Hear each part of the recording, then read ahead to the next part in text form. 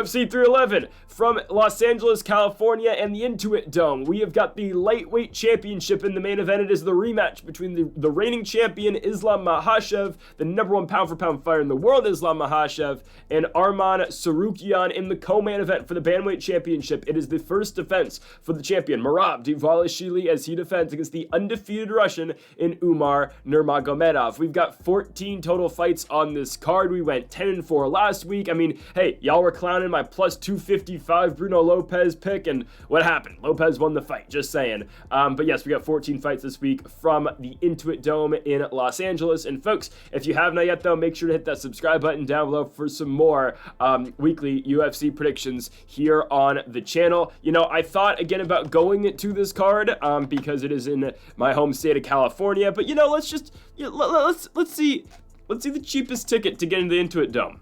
Hold on. With the fires and everything, people are evacuating and whatnot. It's still okay. It's still $477 to get into the building. It's insane. It's insane. Anyways, let's get into it, folks. Also, again, if you haven't yet, make sure to hit that subscribe button down below for more. We do daily college basketball predictions. We do daily NBA predictions, or college basketball best bets, daily NBA predictions, and also weekly NFL predictions as well. As we get on to our first fight of the night, we go to the flyweight division as we have got Tagir Ulanbekov taking on the American in Clayton Carpenter. We get Tagir Ulanbekov at about a minus 325 favorite in this fight. Carpenter a plus 260 dog.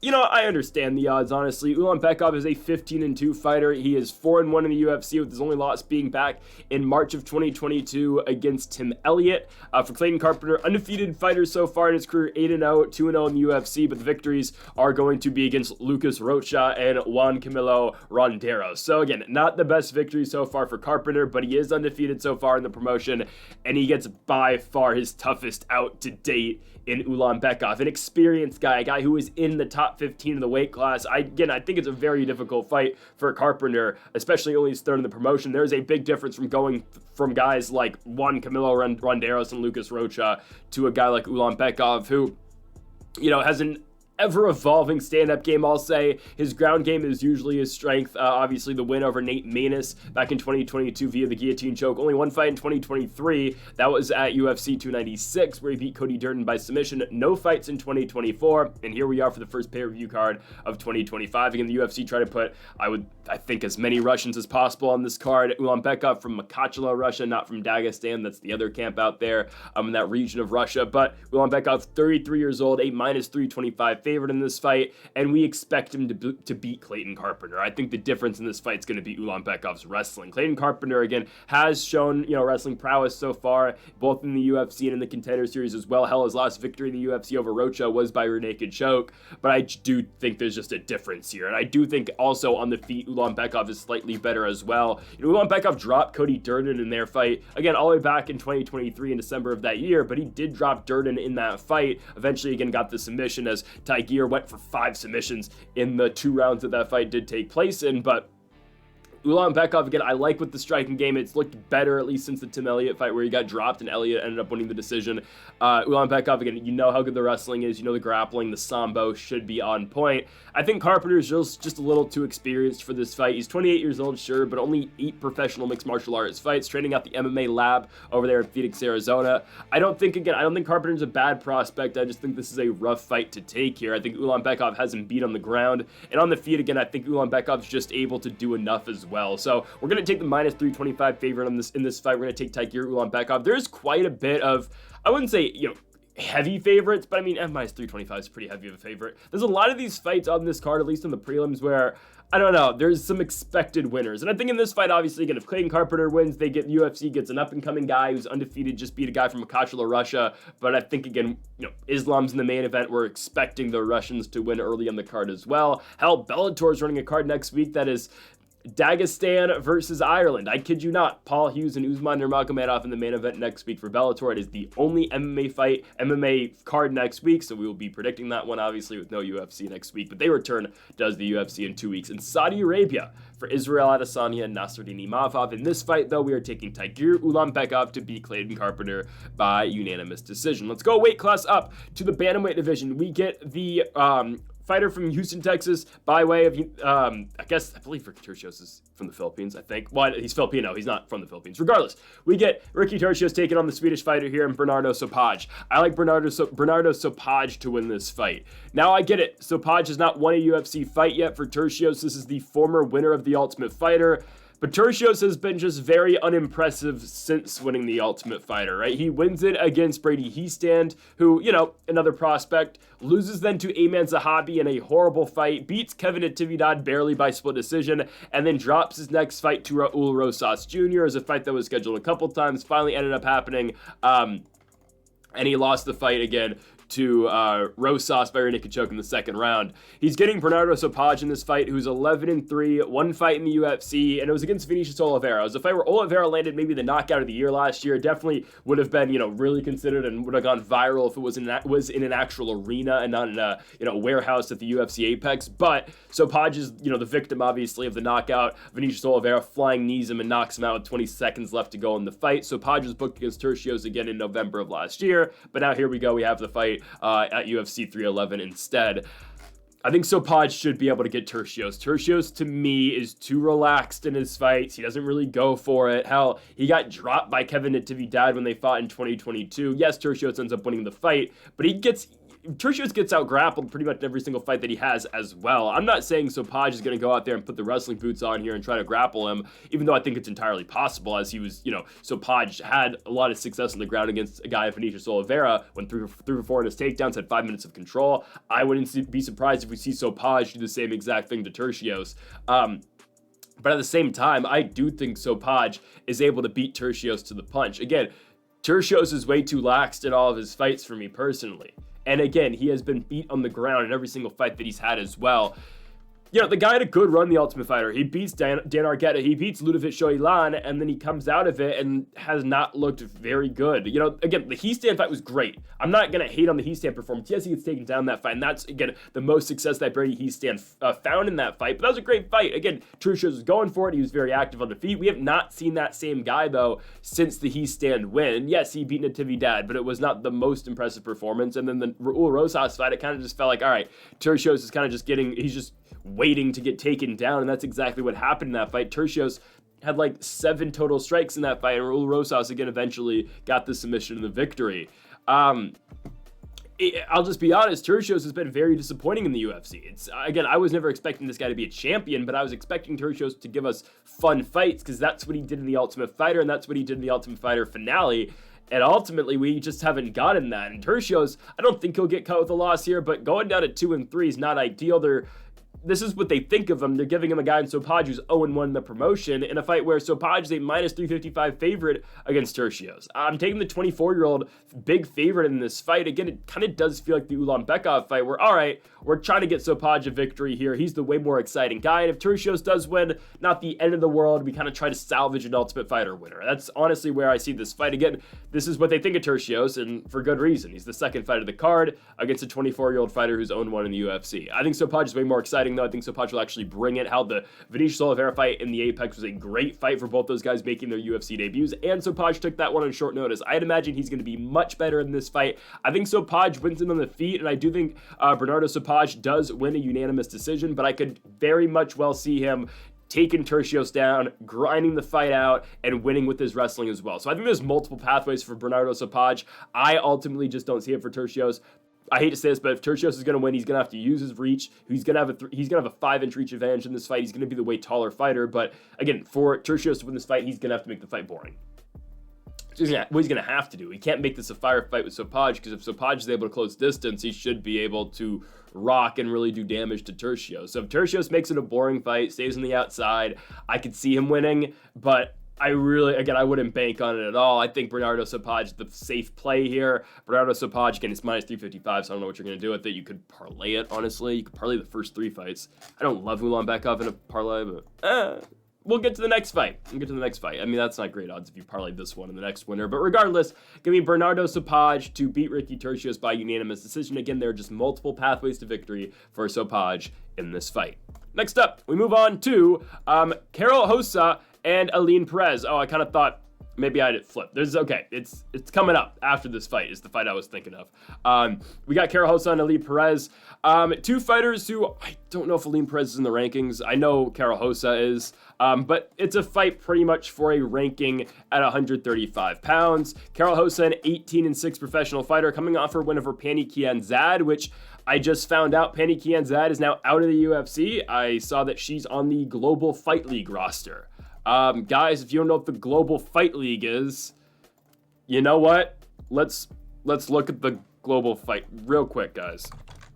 Let's look at the Global Fight League. I don't know if you have not heard of the Global Fight League. This will be quick. Guys, let's just quickly look over the roster. Alan Bencher, Alexei Oleinik, Frank Mir, Fabricio Verdum, Andrei Arlovsky, Greg Hardy, Junior Dos Santos, Felipe Lins, Robles de Spain, Tanner Bozer, Stuart Austin, amongst others. Alexander Gustafsson, Dawoon Jung, Emiliano Sordi, Grant Neal, OSP. What are we doing? Gegard Mousasi, Hector Lombard, Kyle Dawkins, Luke Rockhold, Phil Hawes, Marcus Perez, Vanderlei Silva. Abubakar Nurmagomedov, Benson Henderson's back. I thought I saw his retirement fight. No, he's back. Francisco Trinaldo, Rusmar Palhares got a chance to fight again. Tyrone Woodley's back. Oh, damn it. Did not mean to smack my wrist against the table. Regardless, Alex Oliveira, Anthony Pettis. Benson Henderson's fighting in 2 weight classes. Charles Rosa, Christos Yagos, John McDessie's still fighting. Jeremy Stevens, Kevin Lee, Kilius Moda, Sidney Outlaw, Will Brooks. Oh my goodness, it's loaded, guys. If this was 2014, Lance the Party Palmer, Andre Harrison, Marlon Moraes is back. Oh my God. Guys, this is embarrassing. This is so bad. Jimmy Rivera, Henan Barrow's fighting. And don't get me started in the women's divisions. I think it's worse. Julia Budd. Okay, it's not that washed, honestly. Just wait, there's going to be a name you're going to see. Pannie Kianzad, Tamaris Vidal's here. Tanya Evinger, Zelina Bernardo's in this.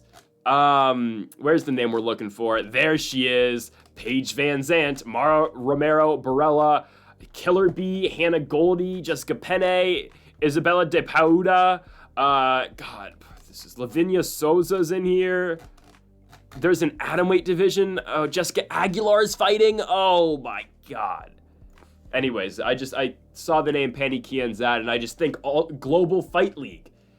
We're going to predict that later in the year. Just you wait. But this fight between Aline Perez and Karol Rosa is something, right? Because Aline Perez has actually been pretty good in the UFC. She loses her debut to Stephanie Egger, and now she's won 4 in a row, and she's been really good on the ground. We're talking about wins over Ashley Evans-Smith, Lucia Putzelova, Jocelyn Edwards, and then Daria Zelznikova. But now this is a step up. This is a tremendous step up. You go from, these, I wouldn't say entry-level fighters, but just not ranked fighters to Karol Rosa, who's in the midst of the top 10 right now. Rosa's fought some names, and she's 7-3, and the Pannie Kianzad victory was pretty solid. Again, Karol Rosa is going to swing on the feet, and she is more than willing to engage in that type of firefight. Again, the Irene Aldana loss at UFC 296, Rosa loses it. It wins fight of the night. It's one of the rare, very good women's fights. Rosa, 204 strikes to Aldana's 145. I mean, again, tremendous fight. Rosa, again, has that same kind of war against Pannie Kianzad.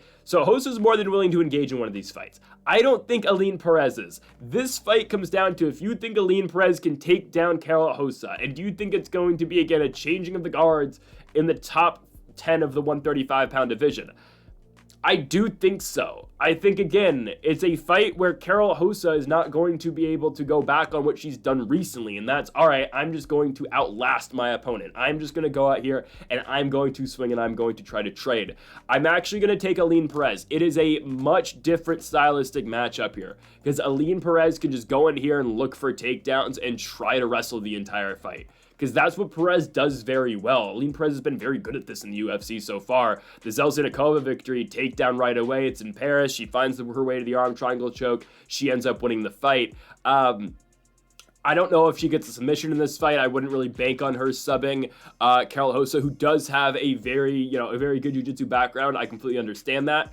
But ultimately, I will go with Aline Perez to get the job done here. Again, she's looked much better since the Egger loss. Yes, again, this is a huge step up in competition, but we've seen Carol Hosa out-wrestle before. Happened in 2022 in Columbus, Ohio against a very old Sarah McMahon. I don't know if, again, Aline Perez is on that level. Obviously, McMahon was an Olympian, but she's a very good wrestler. She's a very good grappler. So I do think Perez is able to take advantage of that. I think she's able to find her way to the takedown. And I do think, again, we get nice plus money here for the underdog in Aline Perez. I think she's able to go out here and pull off the victory. I like Perez to go out and do it. I'm not going to take by finish. I think she'll do it by unanimous decision. All right, we go on to our next fight here. This is the one I was talking about earlier. I got the order mixed up. But in the Bantamweight division, we get Rinya Nakamura taking on Munin Gafurov.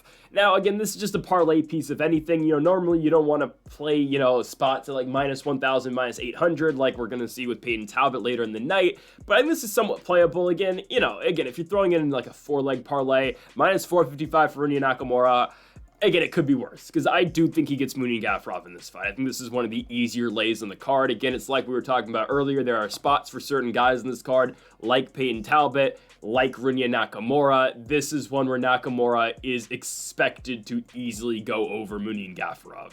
Let's just be honest, all right? Munin Gafurov is a 1-2 fighter in the UFC. If you count his Contender Series loss, he's 1-3. He lost to Chad Anheliger on the Contender Series, which hasn't aged the best. In the UFC, he loses to John Castaneda, gets submitted by Saeed Nurmagomedov, and then beats Kyung-Ho Kang, who's no longer in the UFC, and honestly will likely see in the Global Fight League. I like how the joke also became, oh, they're going to go to PFL, they're going to Bellator. No, they'll go to the Global Fight League now in Saudi Arabia.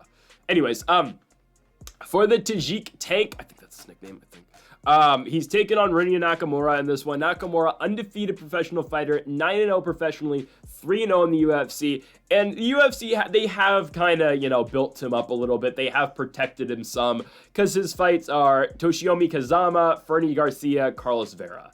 They're not, again, the hardest opponents, because he was a road to the UFC guy. He's probably, the top guy that they have coming out the road to the UFC tournament. He's undefeated so far. Would have liked to see him finish Carlos Vera. Would have liked to see that. Because I think we were kind of sold on Rinya Nakamura, like he's going to be some crazy finisher, because that's what he did on the road to the UFC, right? He's got a key lock victory in the first round, he TKOs Shohei Nose, and then he beats Kazama in 33 seconds, so you're thinking, all right, Fernie Garcia fight, he should dominate and finish. No, he wins by decision. Carlos Vera fight, he's a minus 1,000 favorite, he's supposed to get a finish. No, he wins it by decision. I've kind of been expecting more to Rinya Nakamura, who, again, very good wrestler. I think he was a Team Japan national wrestler, if I'm not mistaken. Like Olympics, I believe he's an Olympic level wrestler. Rinya Nakamura, at least, was in the World Championships in Japan. I was expecting more. I was expecting more finishes. I was expecting a better grappling game. Again, guy's a tremendous wrestler. And Carlos Vera, again, is a grappler. And Rinya Nakamura, again, sure, maybe couldn't finish him. But, again, I was expecting him to go out there and get a finish, but he did pass the Carlos Vera test. Munin Gafurov, is it somewhat of a tougher test? I guess.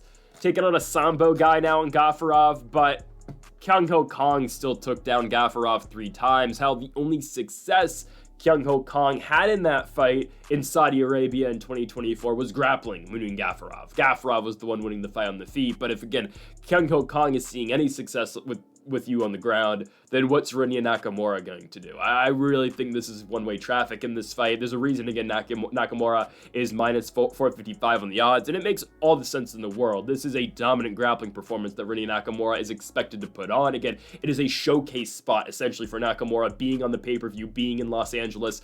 I'd expect him to run right through Gafurov. Now, again, I'd like to see a finish. I don't think we're going to, personally. I think this is going to be a decision victory for Nakamura. I think it's going to be, again, a lot of wrestling, a lot of, just holding on to control, getting top position, and whatnot. I don't know. Nakamura doesn't take the most chances. Let's just be honest. He doesn't take that many chances when he's in there. He didn't attempt a submission against Vera. He did against Fernie Garcia, but against Vera, he laid off that. Again, he is a prospect to watch. He's a guy that, again, if the UFC continues to build him right, if eventually they ever go to Japan, right, they want Japanese stars because they tried with Kai Asakura. Now, again, we'll see what happens to Kai Asakura in his next fight. But I think Nakamura wins this one fairly easily. He should beat Gafurov by decision. He'll keep the fight on the ground, and he'll just dominate down there. Again, yeah, Gafurov's got some sambo, but I wouldn't be too concerned if I'm Rinya Nakamura. Nakamura is just the way better guy, he's the way stronger guy. I'd expect Nakamura to win this one fairly easily by unanimous decision. Let's move on to our next fight. We go to the lightweight division. Grant Dawson takes on Carlos Diego Ferreira. I understand why the fight's happening, okay? I get it. But I'd like to see Grant Dawson fight some tougher guys. That's just all I'm saying. All I'm saying. I understand why it's happening. I'm glad Diego Ferreira is getting a fight like this, coming off back-to-back losses, brutal knockout victory over Michael Johnson in May of 2023, then the TKO win in St. Louis against Rebecca in May of 2024. I understand why he's getting the shot. But guys, does anyone really expect CDF to go out here and beat Grant Dawson? Let's just be honest, no. Grant Dawson is going to go out here and he will out-chain wrestle Carlos Diego Ferreira for 15 minutes. That's likely what's going to happen here. I expect a pretty dominant wrestling performance out of Grant Dawson. Something that we thought we were going to see at Mateus Rebecca, but Rebecca ran out of gas. That's not going to happen with Grant Dawson. Grant Dawson is a better fighter than Mateus Rebecca. He just is, right? And when Diego Ferreira went on his 3-fight losing streak, what happened? He fought really good wrestlers who just grounded him the entire fight. Beneil Dariush, Gregor Gillespie, who put on the wrestling boots in that fight. Great fight. But Gregor Gillespie won a lot of moments on the ground.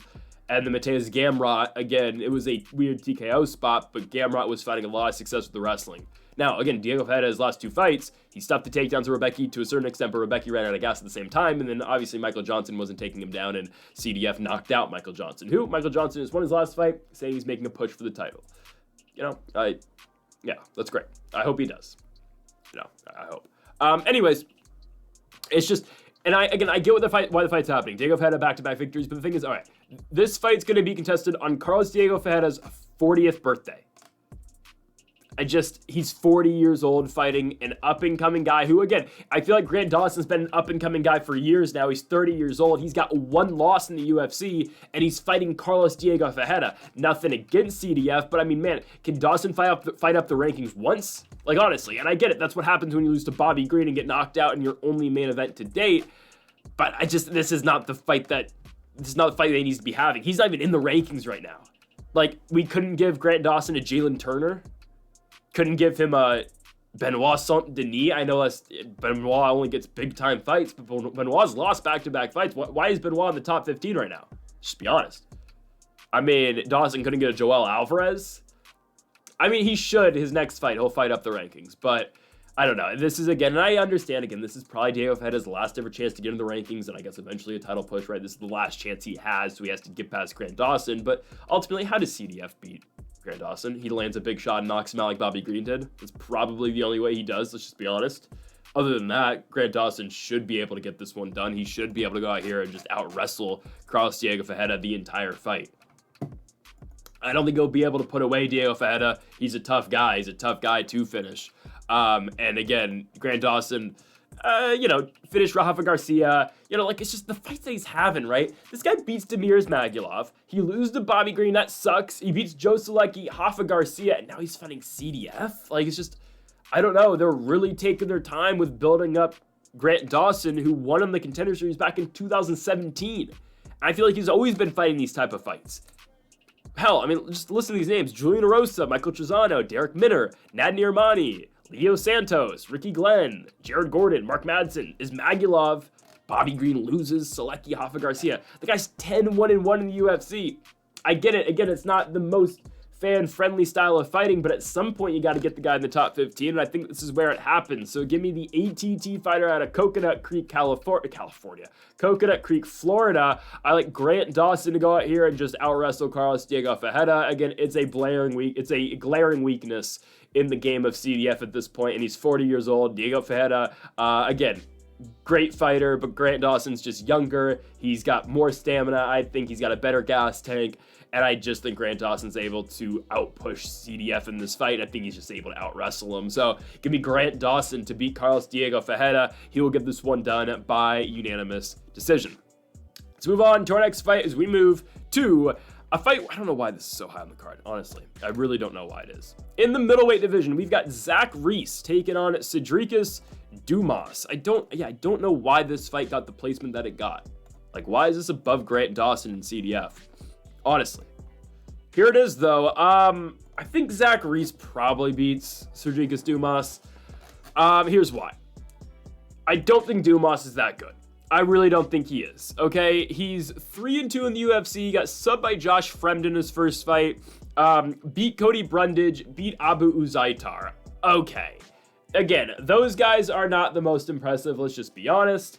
But Zach Reese lost to Cody Brundage, so like, just why? Why'd you lose to Cody Brundage?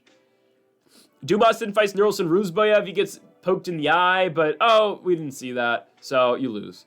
And then Dennis Tululin, he beats, but Dennis Tululin was just a bad UFC fighter. Tululin was 11-9 when the fight happened. He's now 11-10. I don't think Tululin is fighting no more.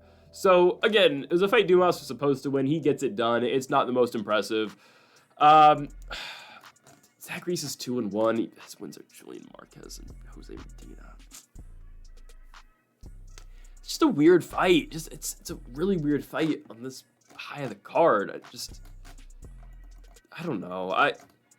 These are two bigger middleweights. Like Reese is 6'4" for 185. Dumas is 6'2". These are both really huge guys. Dumas actually has the longer reach. He's got a 79-inch reach. Zach Reese has got a 77-inch reach. You get Reese who's training out of Shiner, Texas, and War Training Center, and then you get Cedric Dumas who's training out of Port City Combat Sports over there in Pensacola, Florida. Give me Reese hesitantly. Very hesitantly, give me Zach Reese. I do think he's the better mixed martial arts fighter. I think so. I think someone, okay, this is why this fight's so high up on the card. Someone's probably getting knocked out, if I'd assume. Like, just, again, both these guys do swing. Dumas, Dumas doesn't swing. He just hits really hard if he connects.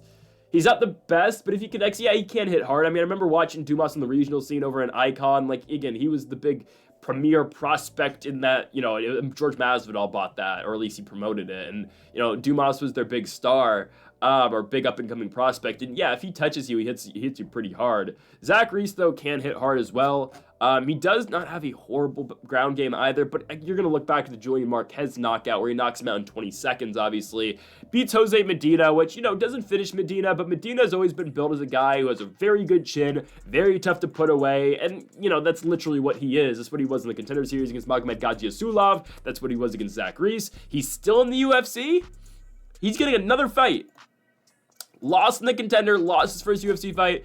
Oh, he's getting this guy. He's getting the guy from Cameroon, Atiba Gauthier, the silent assassin, who the UFC is going to promote as their second ever Cameroonian fighter. No, not Ngannou's the first. Stefan Chukwi's the first. They're just going to forget Ngannou ever existed. Actually, hey, Ngannou's got one fight in the PFL left. Just saying, bring him in. Jones Aspinall, winner fights Ngannou. Come on. Let's make amends here. Let's just get Ngannou back in the UFC. So again, Reese's win over Medina, it is what it is. He doesn't finish Medina, who's not that good, but Medina, if you can say anything, but you know, anything positive towards the game of Jose Medina, is that he's got a really good chin, he's hard to knock out. So that's exactly what that fight was. The Cody Brundage loss is just He gets slammed though. He's going for an armbar or triangle choke, and Brundage picks him up and just slams him on his head in San Antonio. I'm willing to look past that. I think Zach Reese is able to go out here and knock out Cedric Dumas. Again, Reese does hit hard. He does hit with some power. And I think he's a better technical striker than Cedric Dumas. I think he is.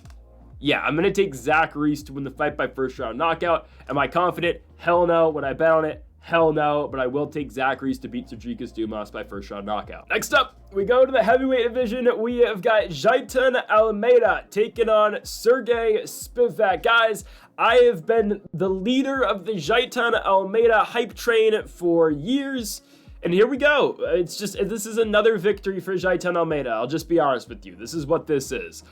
I think it's a tough fight. I do think it's a difficult fight, but I think it's a fight that Jailton Almeida can really just showcase how good he truly is. Because this is Sergey Spivak and Jailton Almeida kind of do the same thing. Let's just be honest with ourselves. They both can't really strike. They're both very good wrestlers / jiu-jitsu players. Obviously, Almeida's more known for the jiu-jitsu. Spivak, wrestling, you know. I mean, no, Spivak's jiu-jitsu is not horrible either. The thing is, Jailton Almeida is, he's just better with both facets of jiu-jitsu and wrestling. I think he's better both ways. Again, I keep saying it with Jailton Almeida. I know he lost to Curtis Blades. He took down Curtis Blades 9 times in one round. And I get it. Oh, Curtis Blades said get up 9 times. Sure, But still, Almeida was able to take him down that many times, which says to me Jailton Almeida can take anybody down in the heavyweight division, other than maybe like John Jones and Tom Aspinall. And yes, Jailton Almeida will fight Tom Aspinall someday for the heavyweight championship. That doesn't mean, again, I think Tom Aspinall beats John Jones. That just means, again, Aspinall's going to be the champion eventually when Jones retires. And Almeida will cross paths with Aspinall for the belt someday, because that's how good I think those guys are. And I think Almeida does get Sergey Spivak here. Again, I think Almeida does both. He wrestles better than Spivak, and I think he grapples better than Spivak as well. The Curtis Blaydes fight, again, I think it's a loss that Almeida needed to have. It is what it is.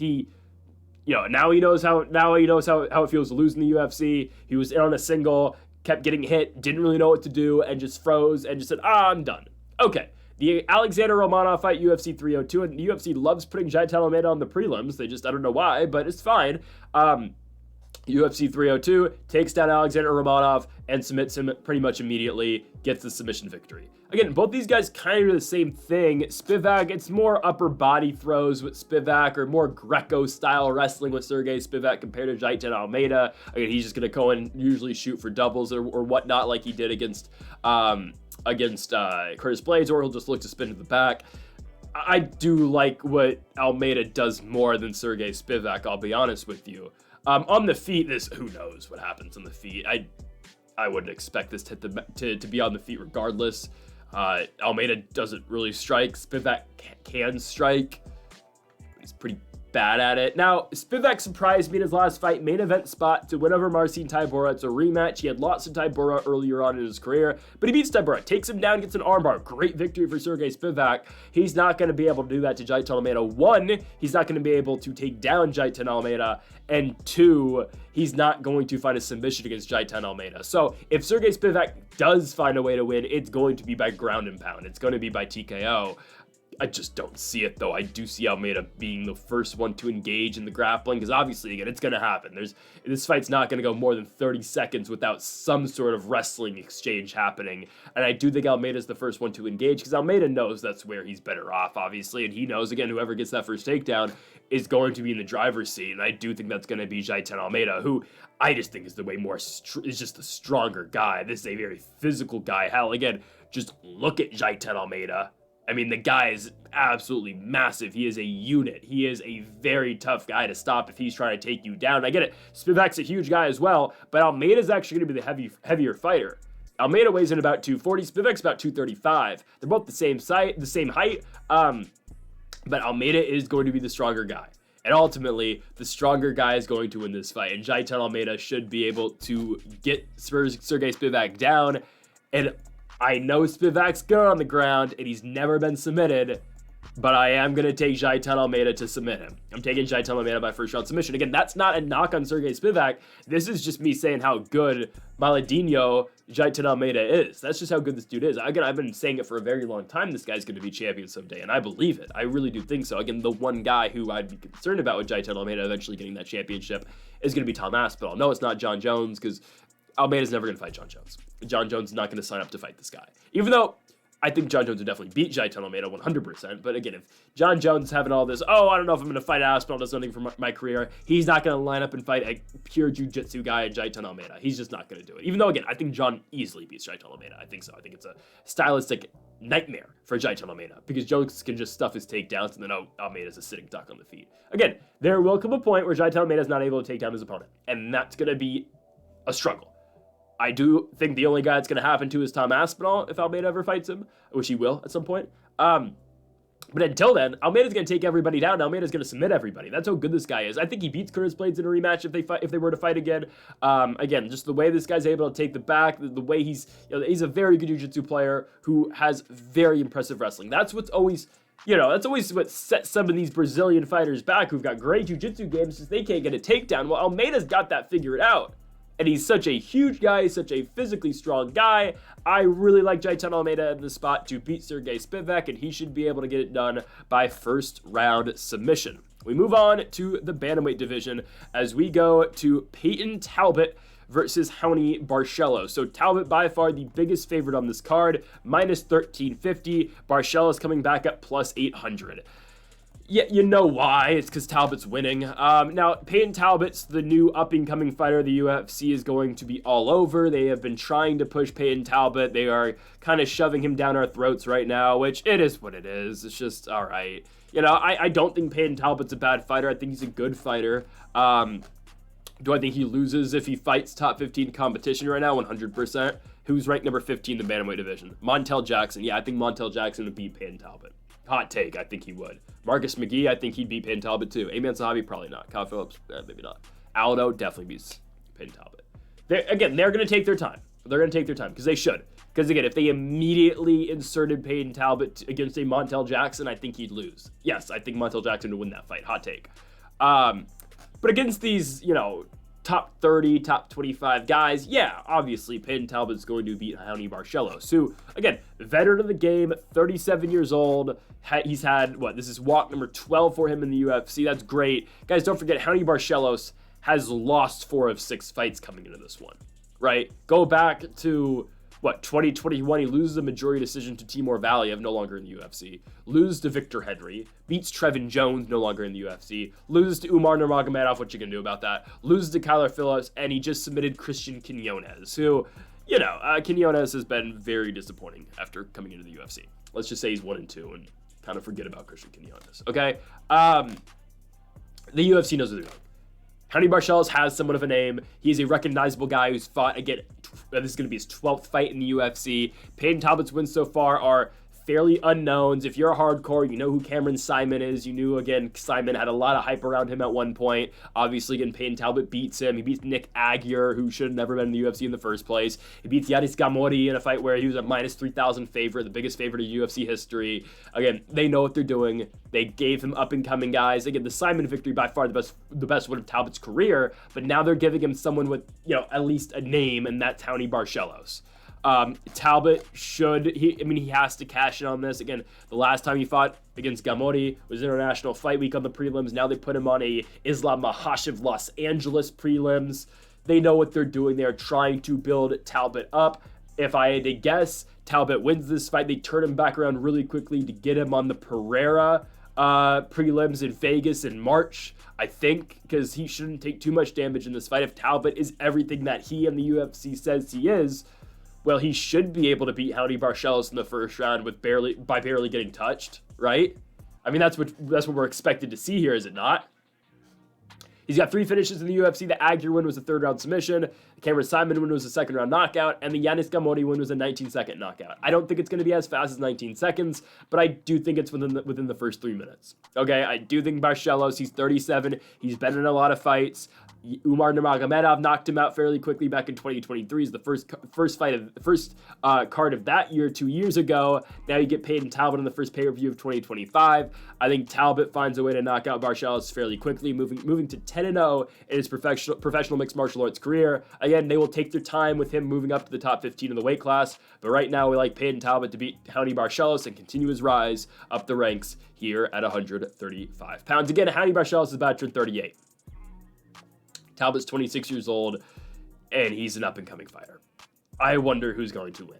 Give me Payton Talbot. They'll move him up strategically. They'll give him the right guys to move up the weight class with. Next up, we go to a fight that was just announced in the light heavyweight division. Johnny Walker out. Billy Elikina in. It's a tough spot for Billy. Let's just be honest. It's a difficult spot for Billy. Because Bogdan Guskov, you're taking on Bogdan Guskov on short notice. Guskov was expected to beat Johnny Walker. I was going to pick Bogdan to win that fight. I just didn't like the matchup for Johnny Walker. You know, I don't think he should be fighting at 205 pounds anymore. I think he should go up to 265 because there's just a lot of fat, unimpressive, unathletic heavyweights up there that I think, again, Johnny Walker could just go right through. Instead, taking on a guy who hits very hard in Bogdan Guskov. This guy's a tank in there. Guy just knocked out Ryan Spann, knocked out Zach Pounga in his second fight in the UFC. Did lose his first one to Volkan Oezdemir, but it is what it is. Volkan in your first fight in the UFC is somewhat difficult. They've hyped up, not hyped up, but they've moved Bogdan, the Uzbekistani fighter, pretty high up the rankings pretty quickly. I mean, they've not taken their time with Bogdan Guskov. They have ensured that he is going to get big time fights. And it's already to the point where, all right, Bogdan Guskov, and how we're talking about it right now, that we see Billy Alekina, a guy who's making his UFC debut. We're going to talk about his PFL pass in a second here, but making his UFC debut, we're talking about, damn, you got to come right in and fight Bogdan Guskov. The same thing we were talking about in 2023 in the fall of that year about Bogdan Guskov. It's like, damn, you're coming in, you're fighting Volkan Oezdemir? Legitimately, this is just what this fight is here. I really think so. It's okay for Alekina coming in first fight. It's a rough first outing, and that's the same exact thing we thought for Bogdan Guskov 2 years ago. So for Billy Alekina, this is a guy who has fought in LFA in the past. He is 7-1 professionally, coming off a win in LXF promotion, Lights Out Extreme Fighting in Long Beach, California. He beat Jeroil Simmons on that card, a guy who's 4-0. This guy's fought in the PFL before. I'll be honest, when I watched Alekina in the PFL, I was never all that impressed. He barely got by Chuck Campbell by split decision in 2023 in their playoff card. And I get it, that's 2 years ago now, but still, barely got by Chuck Campbell. It was a fight that he was a minus 300 favorite in, give or take. It was a fight that he was supposed to win. It's just, I don't know, I wasn't all that impressed. And then he won in 2023 in the Challenger Series against Tristan Overeem. Again, a win, but not the most impressive victory for Billy Alekina. There's a reason he wasn't on the PFL season that year. That's how I'll put that. It's just a really tough out. It just is. It's a really tough spot for Alekina here. It feels like he's kind of just getting thrown in the wolves, which that's exactly what's happening here. Again, you're taking this fight on short notice against a top 15 guy in the UFC. If you win, again, then sure, you get put in the Bogdan Guskov spot. Seriously, and that's where you are if you're Alekina. But I think Guskov's able to find a way to knock him out pretty quickly. It's a smash spot. That's all this is. It's the final fight before the main card. The UFC is expecting a big finish right before the main card. They want to, they need a fight to hype up the crowd for at least the population of the attendance that comes in right before the main card. And this is exactly what this fight is. You need Guskov to find a way to a knockout. And again, if Guskov doesn't win, Alekina probably chins him, but I'll be honest, I don't even see that out of Alekina, though. He doesn't really have the most power. He did in LFA, but, he's got one knockout win since 2022. It's just, he doesn't fight all that often, too. He's not that active. Again, everything in this fight points to Bogdan Guskov winning. Big knockout victory over Ryan Spann, a win over Zach Pounga. I'd expect Bogdan Guskov to get the win in this fight, and I'd expect him to beat Billy Alekina in the first round in Alekina's UFC debut. We move on now to the middleweight division for a big fight. We have got Reinier de Ridder taking on Kevin Holland to start the pay-per-view card. Typical Kevin Holland spot on a main card of a pay-per-view. That's what he is. He is a feature fighter type guy. He's never going to be a top 5 fighter. He's never going to be a championship fighter. But this is the spot that, hell, Kevin Holland's more than fine being in. This is the spot ultimately where Kevin Holland will be in for pretty much the rest of his career, which is fine. It's, you're always getting Kevin Holland in big time spots.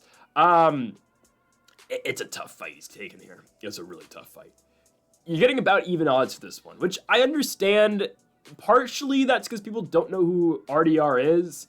And yes, he is a little washed up. He's not the same guy who was going through one championship, obviously. He's a little over the hill. I didn't think Gerald Meerschaert was going to give him that much of a problem. He still beat Gerald Meerschaert. I didn't think it was going to take that long, but that was always, a difficult fight for Reinier de Ridder. A very good grappler, but you're giving him Gerald Meerschaert, a guy who's kind of tough to put away. It's just, on the ground at least, it was always a difficult fight, and I'm glad that RDR passed that, because if he didn't, that would have sucked, all this time, outside the UFC, and he comes in and he drops a fight right away to GM3, which, again, he passed that test. But hear me out, guys. As long as he's able to get a takedown on Kevin Holland, he'll win this fight. And I think he wins it fairly quickly. I don't know. I'm taking Reinier de Ridder first round submission. He's much better than Kevin Holland on the ground. Much better. Guys, we just saw Kevin Holland lose in the first round to Roman Dolidze. And again, I think it was a rib injury or a shoulder. It was something, rib or shoulder of Kevin Holland. But Dolidze took him down with such ease, got him down right away, and it's just, I don't know, there wasn't much resistance on that takedown. There really wasn't. And that's what I get concerned about with Kevin Holland a lot, is that he just gets taken down. Hell, I mean, it's just, he's won 1 of 4, and it's the Michal Solchechek victory where he subbed him with an armbar. And yes, Kevin Holland has that capability. That is for a fact. But Michal Solchechek does not have nearly the ground game that Reinier de Ridder has. He just doesn't. Holland's fought some tough fights. But again, the fights that he's had, it's just he feels like either he's outmatched on the feet or he's just outmatched on the ground. Michael Venom Page outmatched him. Jack Della Maddalena outmatched him. And Roman Dolidze, who I don't think is all that impressive at all, was outmatching Kevin Holland on the ground. And obviously, because again, Holland's ground game, sure, it's better. It's improved from what it was back when he was fighting in main events in the Apex against Derek Brunson and Marvin Vettori. It is better than that, but it's still not to the point where we can rely on, all right, Kevin Holland's going to get a take. He's going to stop a takedown here, and he should be able to box up RDR the rest of the fight. I just don't see it going that way. I just don't. Again, Holland's in the spot of his career, and this is going to be the spot that he's going to be in for the rest of his career, is that fun fights, you know, you want to see a finish, you're going to watch a Kevin Holland fight. This doesn't feel like this is what this is, though. This is just the UFC, I think, trying to get RDR a victory, and if not, all right, if he doesn't win, he doesn't pan out, at least they can fall back on, all right, Kevin Holland picks up a victory, but Kevin Holland's always going to be around. Kevin Holland's always going to fight in the UFC. He's always going to fight on main cards of pay-per-views or co-main events of fight nights with crowds. I mean, that's what Kevin Holland is. He's not really a main event guy anymore, which is fine. He's 32. I'm talking about him like his career's over. But again, the Holland championship window has really never been there. He's never really cared about the championship window, which is fine.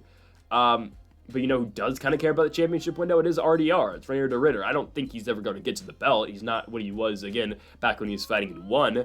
But matchup-wise, guys, you're telling me Reinier de Ridder's not able to take down Kevin Holland? Yeah, he's going to take down Kevin Holland. And then he should be able to fight a submission. The only way Kevin Holland doesn't win this fight is if Kevin Holland somehow stuns, knocks out Reinier de Ridder very quickly and early in the fight. But what are the odds that happens? I'm serious. What are the odds that happens? It's again, Holland could win, but it's a very slim chance that Holland pulls off exactly what he needs to pull off to win this fight. It's that simple. It's a very narrow pathway to victory for Kevin Holland. For Reinier de Ridder, he doesn't have to be perfect, but all he has to do is find his way to the takedown, find his way to the clinch. That should not be that hard for a guy in Reinier de Ridder who's been doing this every fight of his 20-fight career, right? I think Reinier de Ridder gets it. I think he finds a way to take down Kevin Holland, and he submits Kevin Holland in the first round as well, because once the fight hits the mat, I do think Reinier de Ridder just outclasses Kevin Holland with his jiu-jitsu. So give me the Dutch Knight. Out of the Netherlands, obviously, give me Reinier de Ridder to submit Kevin Holland, and he will get it done in the first round. Next up, we go on to our second main card fight, and it is in the lightweight division. We have got Beneil Dariush taking on Renato Money Moicano. Interesting fight. I didn't think this was going to be Moicano's next fight. I expected Moicano's next fight to be Paddy the Baddy, and I wanted to see that because I thought Moicano was going to beat Paddy the Baddy, but it is what it is. Now we get Renato Moicano and Beneil Dariush. Moicano is a favorite going into this fight. Moicano is around -200, Dariush around +170, +165-ish odds. Both these guys are 35 years old, but hear me out. And I think this is kind of apparent, but Beneil Dariush kind of feels like, to me at least, he's on this swing of his career. He's on a downward trajectory, and Moicano at 35 does feel like he's, moving up the ranks, honestly, right? This feels like, I don't know if Moicano's ever going to win the belt. I don't think he's going to, but this feels like Moicano's pushing the belt. This feels like, Dariush is, just ascending down the rankings. I'll just be honest with you here. And there's a reason Moicano is favored to win this fight. I think Dariush still does hold a higher ranking than than Renato, if I'm not mistaken. Moicano's 10 to Dariush is 9. But again, Dariush was a guy who was considered a title challenger just a couple fights ago when he fought Charles Oliveira in Vancouver. That was a fight, the winner was going to fight Islam Makhachev. And Dariush, obviously lost that fight to Charles Oliveira. And then what's his next fight? Arman Tsarukyan, who's in the main event. Tsarukyan knocks him out in the first round of a fight night card in December in San Antonio, and we have not seen Beneil Dariush since. Now he's 35 years old. He already looks old as hell, I'm not going to lie. It looks like Dariush is much older than 35. You see this picture right here on the screen? That's when the guy was 33. So, he's much older now. But he's already looking kind of old, and now you give him Renato Moicano. I think Moicano wins this fight. I really think so. I think Renato finds a way to just wear out Beneil Dariush in this fight. I don't know how much Dariush has left in the tank. I will just be completely honest with you. I don't know how much he has left. I do know, though, Renato Moicano is looking like the best that he's looked in a very long time, right? Look at what Moicano has done since losing to Rafael dos Anjos, that fight that kind of changed his career. Let's just be honest. Takes the fight on short notice. Originally supposed to be, it was supposed to be Fiziev versus RDA, if I'm not mistaken. I think it was Fiziev versus RDA. Moicano takes it on short notice. Fight still goes 5. He still wants a 5-round fight. Gets the 5-round fight. Loses it by unanimous decision. Co-main event for Colby Covington and Jorge Masvidal. He loses, wins the 5th round of that fight after getting completely dominated for 4 rounds, comes back, beats Brad Riddell, beats Drew Dober, where he calls MMA Guru a fat pig. That was hilarious. Beats Jalen Turner at UFC 300, a fight where, yeah, Turner kind of had that fight won, but he just walked away from it, wanted his big moment, and Moicano ended up coming back and winning the fight. And then a big victory in the main event of UFC Paris over Benoit Saint-Denis, a masterful performance in the feat for Renato Moicano on that one. Obviously, in the doctor stoppage, it was just a matter of time, but again, that eye, that, the bruising of the eye and the swelling of the eye that took place on Benoit Saint-Denis was a result of the damage Renato Moicano was able to do. So that's not, if it wasn't for the eye. Well, no, Moicano was the one who did that. So Renato Moicano's striking has continuously gotten better through this stretch. His grappling, it's very good as well. I think the grappling games out of both these guys kind of cancel each other out. We haven't really seen a grappling-heavy Dariush since the Tony Ferguson fight, and I don't think Moicano is going to be shooting for takedowns in this fight. I don't think so. I think Moicano is going to try to stand with Dariush, and I think that's a very valid pathway to victory for Money Moicano, because ultimately, that's where I think he wins this fight. Again, I'm expecting Dariush to look slow in this fight. I just am. I'm expecting him to look kind of slow, and I'm expecting him to look over the hill. I will just be honest. That's what I'm expecting here. I'm expecting Moicano to completely beat him down. I'm expecting a 2nd-round TKO for Renato Moicano. Guys, the last time we saw Benny, he was getting knocked down the 1st round by Tsarukyan, and he just, that Oliveira fight, he kind of just wilted away at the end of that 1st round. Dariush's little run was good, man. He beat Tony, who's, over the hill. He beat Mateus Gamrot, which is a tremendous victory that really solidified his run. But then, again, Oliveira lost, Tsarukyan lost, and now here we are against Renato Moicano, who, again, is ascending the ranks. And if I'm being honest, we just can't say the same about Beneil Dariush ascending the ranks at this point. I think Money Moicano gets it done. I think Money Moicano's got the better striking. I think Moicano, again, is going to effectively use that jab and really touch up Beneil Dariush this entire fight. Again, that's what really affected and hurt Benoit Saint-Denis. It was the jab of Moicano. And Moicano is such an accurate striker. He's such a technical striker. I just think it's going to be a really rough night in the office for Beneil Dariush. I think eventually it's going to be an accumulation of damage to the point where Dariush just has to give up because Moicano is just beating him down. I'm taking Renato Money Moicano to win the fight by second round TKO, getting the biggest victory of his career. We'll see, man. Money Moicano, top 8, top 5. Oh, man. He's making that run. Give me Renato Moicano, Money Moicano, to finish Beneil Dariush in the 2nd round, either a doctor stoppage or, again, just an accumulation of damage. Not this one-punch KO, no, an accumulation of damage, TKO victory for Renato Money Moicano. Let's go into the light heavyweight division, our featured bout on this card. Guys, why is Jamal Hill favored to win this fight? Maybe I'm just not seeing it. Maybe I'm just not. Guys, Yuri Prochazka's lost to one guy in the UFC. Oh, wait. Alex Pereira. Why is he an underdog against Jamal Hill? Like, honestly, why? Why is he a dog in this fight? I'm not a Jamal Hill hater. I'm not. I'm being honest. What has Jamal Hill done to warrant him being a favorite against Yuri Prochazka? What, be the champion? Well, Yuri's been the champion before, but Jamal Hill beat a 43-year-old over-the-hill Glover Teixeira. What's his premier victory? It is Glover Teixeira. What, Thiago Santos over the hill? Johnny Walker, no chin. Jimmy Crute, okay.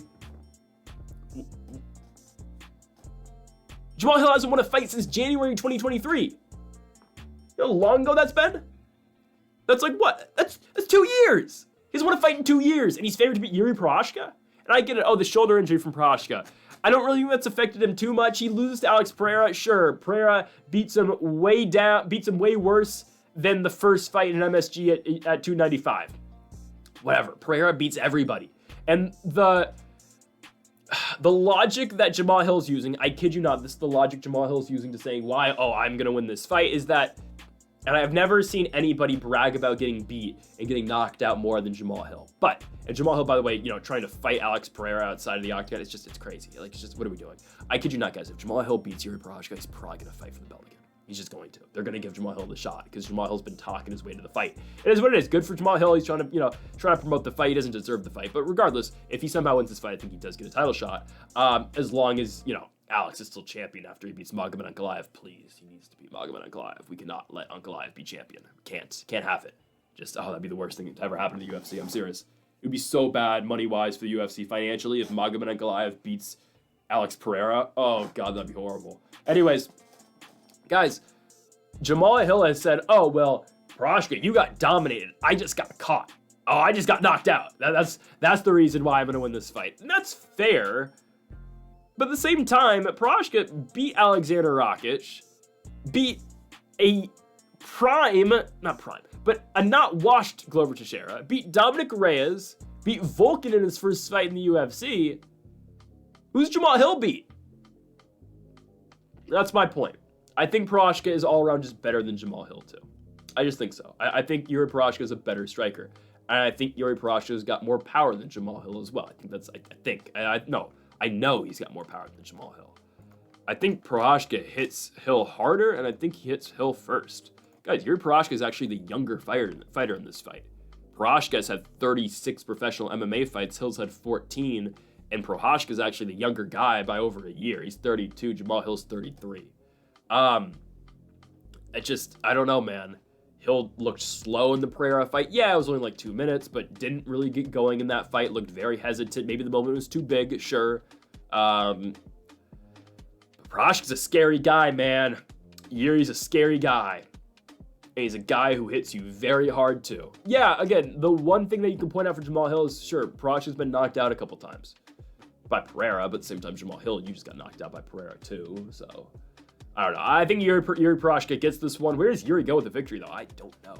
Really, I think it's got to be Khalil Roundtree. Probably would be the next fight for Prochazka. He's stuck waiting, obviously, because he's already lost twice to Pereira. But I think the next fight for Yuri should be Roundtree, regardless win or loss. For Jamal, with a loss, which I think he does lose, I don't know. Olberg Blachowicz winner? No, loser of Blachowicz Olberg, I'd say. Yeah, we're going to go loser of Olberg Blachowicz with a loss, winner with a win. Or you could go Nikita Kirillov, who might be back. I don't know if he is back. No, he's back. He's not dead, thankfully. Ultimately, give me Yuri Prochazka in this fight. I don't understand why Jamal Hill's an underdog. Yuri Prochazka is a better striker. He's got more power. Sure, both of their chins might be cooked. Maybe Prochazka's chin's more cooked than Hill's is, but I don't think Hill's going to catch him that quickly. I do think Yuri Prochazka is going to find a way to touch that chin, and I do think he's going to find a way to knock out Sweet Dreams Jamal Hill in this one. Give me Yuri Prochazka. Again, we got to see, is Hill going to back up all that talk? We will find out, but I do think Yuri Prochazka comes in here and knocks out Jamal Hill and gets it done in the first round. Let's move on to the first of two title fights for UFC 311, and we start in the bantamweight division between Merab Dvalishvili and Umar Nurmagomedov as we get onto the championship fights. I hope you like wrestling. I hope you do. I hope you like wrestling and grappling, because here we go. Guys, it's a hot take. I'm taking Merab Dvalishvili. I am. I'm taking Merab to beat Umar. Umar hasn't fought anybody like Merab yet. He just hasn't. The last time Umar fought a guy who... I was going to make a comparison to Belzat Akliman, but I really can't. I don't know how Umar's going to deal with the pressure. I really don't know. Because this is a thing that these Dagestani guys never really have to deal with. It's a guy who's going to pressure them and a guy who's going to try to wrestle them. I'm serious. It's something we just haven't seen yet. We haven't seen a guy like Merab just try to push a pace against a Dagestani guy, an undefeated Dagestani guy, Umar Nurmagomedov, because that's what Merab's gonna do. Merab doesn't have another pathway to victory, and hell, that's Umar's path too. Obviously, Umar's involves more just not the same cardio wrestle that Merab will do with his 50 takedowns a fight. But here's the thing: Merab's never gonna get tired. He just doesn't. It's part of his game. That's what makes him so dangerous. Is that you can stuff like Piotr Yan 30 takedowns and this guy's still shooting. You're like, oh, well, all right. And you're always back against the fence. You're always on your back. It's what Sean O'Malley had to deal with. It's just Merab is such a dangerous type of fighter, not because he's going to finish you, because it's not really what he does, but he's going to put you in for an absolute war. And I get it. Umar Nurmagomedov, he's from Dagestan. He's undefeated. Nobody's ever beat him before. He's never lost a round before. Sure. I guess. Who has he beat? Corey Sandhagen? Who did he beat before Corey Sandhagen? A guy making his UFC debut. I'm not hating on the Dagestanis. I'm not. I think Umar Nurmagomedov is a better striker than Merab. I actually think so. I do think he has a striking advantage, but I don't think Merab's going to let that fight go there, obviously. Again, Merab just fought Sean O'Malley and was completely fine in the striking game because, again, Sean O'Malley was always worrying about the takedown. I am interested to see, though, if Merab's not able to get the takedown. If Merab literally goes over 10 in his first 10 attempts, what happens? Nobody's ever taken Umar down. That will be something. Merab has been taken down himself. We know it's possible. Cejudo took him down once. Jan took him down once. Cody Stamen took him down once. Ricky Simone took him down back in 2018. It's possible, obviously, but Merab, he probably has the most takedowns in UFC bantamweight history. I'd assume he does. Hell, he had 11 in the Jan fight, 13 in the Gustavo Lopez fight. I think he has to have the most takedowns in bantamweight history. That doesn't matter, though. It's just a matter of, with this fight, obviously, is he going to be able to do that to Umar? I think he's going to, honestly. I really think it's going to be a cardio wrestling type fight, but hear me out. I think this only happens once Merab drags this fight out. I think, this is the way I see this fight playing out. I think Merab does try to cardio wrestle him early, and I don't think it works. I don't think it does in the first couple rounds. Maybe the first round. First 2 rounds, I don't think it happens. But I think when it does start working is when Umar, again, stuffs those takedowns in the first couple rounds, gets takedowns of his own, looking really good wrestling with Merab, but then he's got to defend it again in the championship rounds, into the third round. Something that Merab has had to deal with. A guy who's going to keep pushing late in the fight, and that's where I think Merab turns the fight around. I think Merab loses the first 2, but I think he wins the last 3. Because I don't think Umar's ready for this. Nobody's ready for it. Nobody's ready for the pace and the cardio of Merab Dvalishvili. Again, he's a machine. That's the nickname for a reason. Merab the Machine Dvalishvili, and it makes sense. He's such a different stylistic type of guy. He's such a hard stylistic guy to deal with. Because it's literally a guy who does not get tired and will keep shooting takedowns for the entire 25 minutes. Just ask Piotr Jan. Piotr Jan, how that happens. It's so difficult to deal with. He's always in your face. He's always pushing the pace. I think Merab is able to go out here and get Umar Nurmagomedov. It's a hot take. I understand Umar undefeated. It feels like he's just already been penciled in to be champion, but no, I'm taking the machine. Gonna be Merab Dvalishvili to find his way to a unanimous decision, winning rounds 3, 4, and 5. Merab with the pace finds a way to out-grapple and out-wrestle and out-scramble the Dagestani never seen before. Merab Dvalishvili out-wrestles the Dagestani Umar Nurmagomedov to victory. On to the main event for the lightweight championship of the world. It is the reigning champion from Dagestan, Russia. We're talking about Islam Makhachev, the #1 pound-for-pound fighter in the world, taking on the challenger, the Armenian Arman Tsarukyan. It's an interesting fight. It is an interesting fight. Again, Islam is by far the best pound-for-pound fighter in the world, and I think, again, that win over Dustin Poirier, I have never been more impressed by Islam Makhachev than I was in that victory over Dustin. I was, man. Dustin is tuning him up on the feet at the end of the fight. What does Islam do? He deals with adversity, finds a way to the ankle pick, swings it high, gets Dustin to the ground, finds his way to the Darce choke, wins the fight. I was so impressed. I was extremely impressed with Islam Makhachev in that fight. That's the fight to me where I truly started saying, all right, Islam's #1 pound for pound. It was a great win. And I get it. It's against an old Dustin Poirier who's at the end of his career. Dustin's ready to retire. I get it. But that was a very impressive victory over Poirier. Now you get Arman Tsarukyan, who, again, this is a rematch of their initial fight back in 2019. It was a fight of the night performance. UFC St. Petersburg co-main event to Alistair Overeem and Alexei Oleinik in the main event. It is the rematch now. That was Arman's first fight in the UFC, if I'm not mistaken, it was.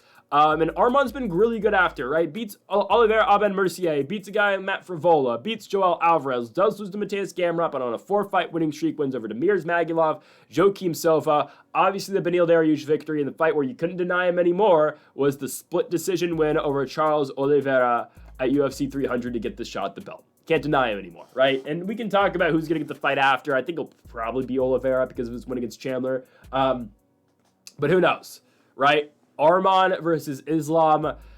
I do think Makhachev still beats Arman Tsarukyan. I think he does. Again, we want to talk about the first fight. Oh, it was close, sure. And one judge had Arman winning 1 round, which is great. But Islam was still winning the fight. He was. Arman, I think, you can say he won the first round. Sure, you can say Arman won that first. Rounds 2 and 3, though, are Islam, I think. And I think it's pretty obvious those are Islam rounds. Again, these guys, Makhachev against Volkanovski, the second fight, brutal knockout. The first fight, difficult. I thought maybe Volk should have won that one. It doesn't matter anymore. Islam won the second fight. He won the rematch. Again, Makhachev's striking continues to evolve. I said earlier Poirier was dusting and tuning up Islam at the end of the fight. Not entirely. He was winning a lot of the striking exchanges at the end of the fight with Dustin, but Islam was still very competitive on the feet as well. And obviously, again, it was always just a matter of when is Islam going to try to get that takedown? When is Islam going to get that takedown? I think he should be able to take down Arman Tsarukyan in this fight. I believe he will, honestly. Mateusz Gamrot, I get it. It's now 2.5 years ago, but Mateusz Gamrot took down Arman Tsarukyan 6 times. Islam Makhachev should be able to take him down too. I will be interested to see what happens on this fight on the feet. With this fight on the feet, I think Islam is still a better striker, even though, again, Arman does show some really impressive striking, obviously. But I would expect Islam to get the better of those striking exchanges. I just would. Again, I think Arman's a test. I really think it is. I think out of the guys right now in the weight class, I do think Arman Tsarukyan is the toughest guy out of anybody right now for Islam at 155 pounds. I believe it. I mean, who else are you gonna offer him at 155 pounds? Charles Oliveira, I'll be honest, again, I like Charles, but we've seen that fight before, and I think Islam wins another fight with him. Number 3 is Justin Gaethje. I mean, do we really expect Gaethje to beat Makhachev? No. Poirier, already seen it. Max Holloway, maybe, but Max probably gets beat up on the ground. Dan Hooker, hell no. Chandler, definitely not. Gamrot, no. And then again, now we're just going down the ranks. I mean, it's just, who's gonna beat this guy? It's not going to be Ilia Topuria. I like Ilia. I like that he's, he wants to challenge himself. He wants to go up and, to fight Islam. But let's just be honest. Topuria is not beating Makhachev. Who beats this guy? Really? I think he should be able to out-wrestle Arman Tsarukyan, and I think he'll be able to outstrike him as well. I think Arman's going to have moments in the feet. I think there might be a shot, even in a chance, there'll be a time in this fight where Arman Tsarukyan even wobbles Islam Makhachev. But ultimately, Islam is the better wrestler. He will go back to his wrestling base, and he will take down Arman Tsarukyan, and he will give him trouble down there. I don't think he's able to submit Arman, because Arman's good down there too. But I think Islam Makhachev wins a decision. I think he wins a decision where I think it's 49-46. I think Arman will steal around. I think there'll be, again, that moment where he might wobble Islam. He might have a big moment, but ultimately I'm expecting Islam Makhachev to win 4-1. And I think Makhachev wins a decision, beating Arman Tsarukyan for the second time. And again, it's where do you go with Islam after this? I don't know. I'd assume it has to be Oliveira. It's going to be Charles next. But again, do we expect that second fight to be different than the first? Probably not. I'd expect Makhachev to win again. I'm taking Islam. He's number 1 pound for pound. Again, he is 33, so how long can he continue to perform at this level? I mean, obviously, he's got a couple more really good years left. Again, we will see how long Islam can take this. But I expect Makhachev to go out here and win this fight on the ground, win it with the wrestling. Again, I think the more time Islam puts up on the feet in this fight against Tsarukyan, just the better chance he's giving Arman to find a way to knock him out. Because I think that's really the best shot for Arman to win, is if he finds a way to the knockout. But other than that, I really like Makhachev to go out here and win. I think, the more wrestling Islam does, the safer he's going to fight, and the safer he's going to be to win this fight, obviously, is if he's, wrestling Arman as much as possible. And I think, again, ultimately, that's what he should do to win this fight. So give me Islam Makhachev to beat Arman Tsarukyan. He's going to do it by unanimous decision. I think Arman's best shots on the feet. I don't think Arman's obviously able to take down Islam. I don't think that's really a pathway for him. So we are taking the reigning champion, Islam Makhachev, out of Dagestan, Russia, to beat Arman Tsarukyan in Los Angeles at the Intuit Dome, and he will do it by unanimous decision. So folks, thank y'all for watching our UFC 311 predictions here from the Intuit Dome in Los Angeles, California, with 2 title fights in the bantamweight and lightweight divisions. If you have not yet, though, make sure to hit that subscribe button down below for more. Make sure to leave a like if you did enjoy the video. Make sure to comment if you do disagree with any of the picks, and make sure to join us next week for our Bellator Dagestan versus Ireland predictions, and for the UFC in 2 weeks with Israel Adesanya and Nasser Nurmagomedov in the main event from Saudi Arabia. So folks, thank you all for watching. Make sure to hit that subscribe button down below for more, and Mamba forever.